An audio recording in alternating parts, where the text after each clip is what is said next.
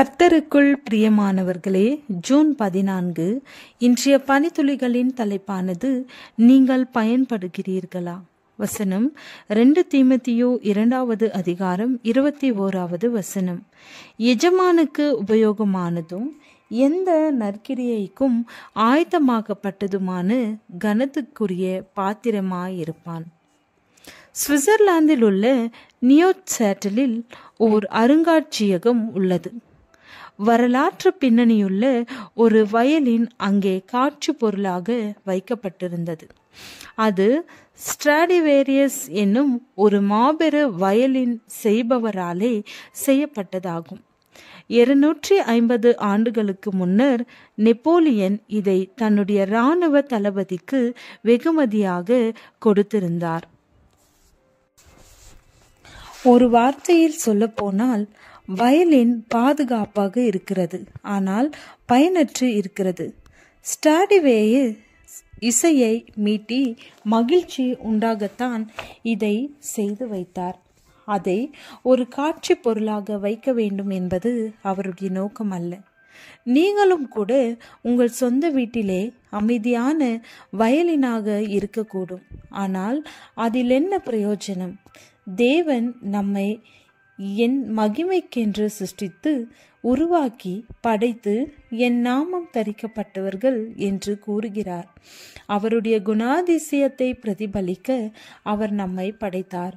நம்மில் எத்தனையோ பேர் தேவனுடைய குணாதிசயங்களை வெளிப்படுத்த முயற்சிக்கிறோம். தங்க மூலம் பூசப்பட்ட விலையுயர்ந்த வேத புத்தகம் உங்களுடைய நூலக அலமாரியில் வைக்கப்பட்டிருந்து அது வாசிக்கப்படாவிட்டால் என்ன பயன்? வேத புத்தகத்தின் வசனத்தை வாசிப்பதால் தான் அர்த்தம் இருக்கிறது, வேதாகமும் பூட்டி வைப்பதற்கல்லவே. நாம் நம்மிலே கேட்டு பார்க்க வேண்டிய காரியம் என்னவென்றால், தேவன் நம்மை உண்டு பண்ணின நோக்கம் நம்மில் நிறைவேறியுள்ளதா?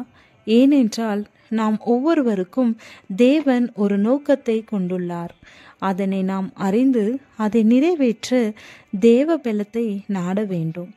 நாம் தேவனின் பயனுள்ள பாத்திரமாக விளங்க வேண்டும் என்றால் தேவன் அருளிய வேத புத்தகத்தை அனுதினமும் பயன்படுத்த வேண்டும். அப்பொழுது நமது வாழ்வில் தேவ திட்டம் என்ன என்பதையும் அது நிறைவேற தேவன் அருளும் ஆலோசனைகளை பெற்று அவருக்கு பயனுள்ள பாத்திரமாக விளங்க முடியும். எங்கள் இருதயங்களில் எழுதப்பட்டும் சகல மனுஷராலும் அறிந்து வாசிக்கப்பட்டும் இருக்கிற எங்கள் நிருபம் நீங்கள் தானே. நாம் பரிசுத்த வேத எழுத்துக்களை தினந்தோறும் வாசிப்பதினாலே அவைகளை பிரதிபலிக்கிறோம். நாமே தேவனுடைய நடமாடும் ஆலயமும் வாசிக்கப்பட்டிருக்கிற நிருபங்களாகவும் இருக்கின்றோம். நம்முடைய விசுவாசத்தையும் நம்பிக்கையையும் குணத்தையும் நடத்தையையும் காண்கிறவர்கள் தேவனிடம் சேர வேண்டும். ஜெபம். பிதாவே, எங்களை பயன்படும் கருவியாக மாற்றி பிறருக்கு பயனுள்ளவர்களாக்கும். ஆமேன்.